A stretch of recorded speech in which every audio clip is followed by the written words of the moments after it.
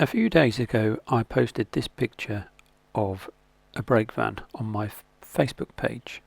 It's the brake van we used on the Cambridge to Fendrayton near St Ives sand train. As most of the stuff on my model railway is stuff that I've worked on or have some sort of affection for, I decided that my brake van fleet, as you can see here, is devoid of an air braked or air piped version. Today I'm going to rectify that by turning this brake van into my brake van. The observant of you will notice already that it's the wrong colour.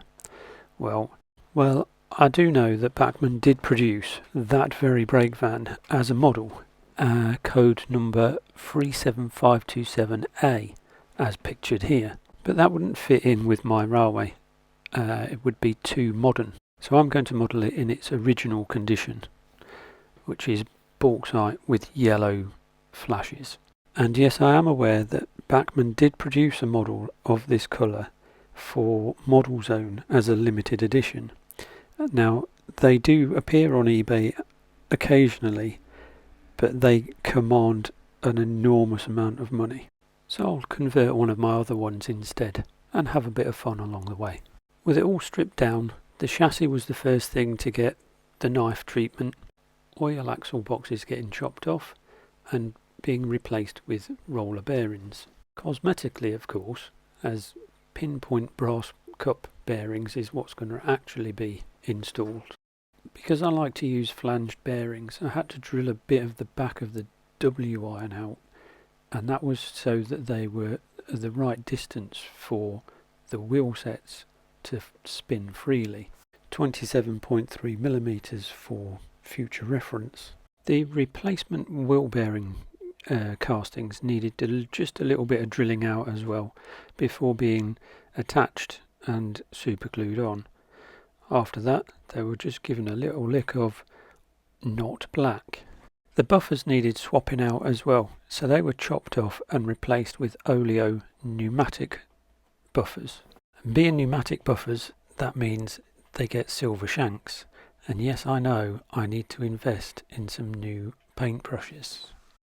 During the mid-1960s, British Railways started its construction of the air brake goods wagons, commencing with the merry-go-round hoppers. For these and other air braked wagons, there was a need to provide a brake van which could operate the air brake, thus allowing the guard to control the train from the rear if necessary. Directions were issued that brake vans from number series 954521 to 955157 with this air brake modification.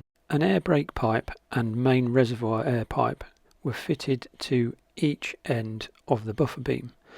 Then subsequently pipework was diverted from underneath the floor around the outside and into the cabin where the gauges were.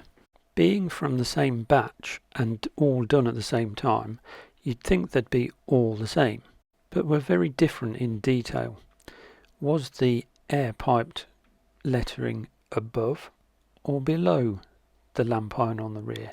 Was the yellow only on the vertical slats, or did it encompass the top rail as well? Lettering on the side also differed van to van. Some numbers were below the handrail, some above. Many had stenciled workings on the side as well.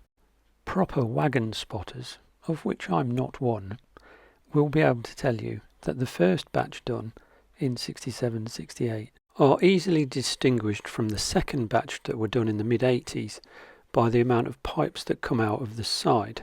The first batch had 3. That will be the main res, the brake pipe and the vent pipe.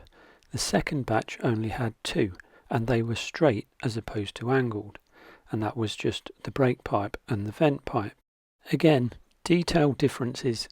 Some of them were painted white, some of them were painted body bauxite colour. I mentioned earlier about applying the train air brakes from within the brake van. This is done by means of the tap we see here. There's also one for the vacuum train brake as well. I've got a tale or two about brake levers and stuff like that in an upcoming Life on the Rails chat video. Once the transfers were applied and sealed in with a coat of varnish, I then went round and did all the panel lines with a dark wash. A very light coat of brake dust on the lower half of the body and chassis running gear helped to tone everything down before attaching the step boards and then going back on with some weathering powders. Then some pigment fixer misted through the airbrush to fix all that powder into place. I experimented a little bit with the concrete block on the end, and that was a case of stippling a couple of light and dark greys, a buff, and then weathering powders and a dark wash. Contrary to popular belief, these brake fans weren't exclusively used on merry-go-round trains.